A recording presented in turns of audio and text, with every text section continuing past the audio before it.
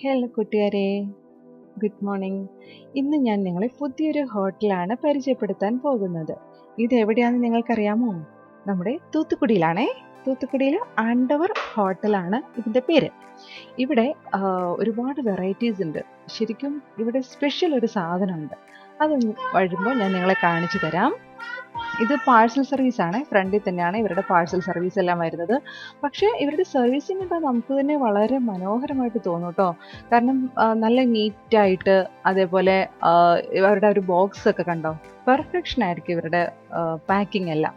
ഇവിടെ തന്നെ നമുക്ക് ലൈവായിട്ട് അവർ ചെയ്ത് നമുക്ക് തരുന്നത്. പിന്നെ ഇത് കോമൺ ആയിട്ടിരിക്കുന്ന ഒരു സ്ഥലമാണ്. ഇവിടെ നമുക്ക് താഴെ കയറി വരുമ്പോൾ തന്നെ ഇരിക്കാം. ഇത് കൂടാതെ ഇതിൻ്റെ മേളിലേക്ക് പോകണം. അവിടെയാണ് AC റെസ്റ്റോറൻ്റ് ഉള്ളത്. AC റെസ്റ്റോറൻറ്റ് നമ്മൾ വിചാരിക്കും പോലെയല്ല. നമ്മളവിടെ ക്യൂ നിന്ന് വേണം കയറാനായിട്ട്. അങ്ങനെ നമ്മൾ ലിഫ്റ്റിൽ മുകളിലേക്ക് എത്തിക്കഴിഞ്ഞു.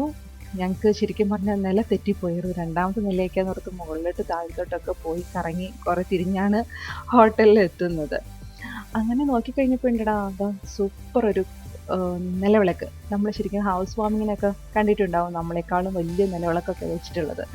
അതുപോലൊരു നിലവിളക്കാണ് നമ്മളെ ഇവിടെ സ്വീകരിക്കാൻ അവർ വച്ചിരിക്കുന്നത്. പിന്നെ ആംബിയൻസ് എല്ലാം കൊള്ളാം. എന്താ പറയുക, ഒരുപാട് നമ്മൾ ഹൈടെക് ലെവലിലുള്ള സംഭവങ്ങളൊന്നുമില്ല, ഒരു നോർമൽ. കാരണം വെച്ച് കഴിഞ്ഞാൽ നമുക്കറിയാം തൂത്തുക്കുടി അതുപോലെയുള്ള കുറച്ച് ചെറിയ ചെറിയ ഗ്രാമങ്ങൾ പോലെയുള്ള സ്ഥലങ്ങളിൽ ഇതുപോലത്തെ ഹോട്ടലുകൾ ഒരുപാട് ഉണ്ടാവാറുണ്ട്. അവിടെയൊക്കെ നമുക്ക് ശരിക്കും പറഞ്ഞാൽ ഫുഡാണ് മെയിൻ. നമുക്ക് അതിൻ്റെ ഒരു ലുക്കിലല്ല കാര്യം, അതിൻ്റെ ടേസ്റ്റിലാണ് കാര്യം എന്ന് പറയുന്നത് പോലെ തന്നെയാണ്. ഇത് നോക്കിക്കേ എന്തൊക്കെയാണ് വെറൈറ്റീസ് എന്ന്. ഇതാണ് ഞാൻ നിങ്ങളെ പരിചയപ്പെടുത്താനായിട്ടിരുന്ന bun porotta. Bun porotta with chicken curry with gravy. ഇത് നമ്മുടെ സ്വന്തം തമിഴ്നാട് ബിരിയാണി. അങ്ങനെ ഇതും അത് തന്നെയാണ് കേട്ടോ. മിക്സ് ചെയ്ത് അവരിങ്ങനെ കിഴി പൊറോട്ട പോലെയൊക്കെ കെട്ടി വെച്ച് നമുക്ക് കൊണ്ടുപോകാം. അതിൻ്റെ കൂടെ സലാഡും കുറച്ച് വേറൊരു ഗ്രേവി തന്നു. അത് സൂപ്പറായിരുന്നു. അതെങ്ങനെ ഉണ്ടാക്കുന്നതെന്നൊന്നും പറയാൻ എനിക്ക് അറിഞ്ഞൂടാ. പക്ഷെ നല്ല ടേസ്റ്റായിരുന്നു. ചിക്കൻ ഗ്രേവി പോലെയാണെന്ന് എനിക്ക് തോന്നുന്നു.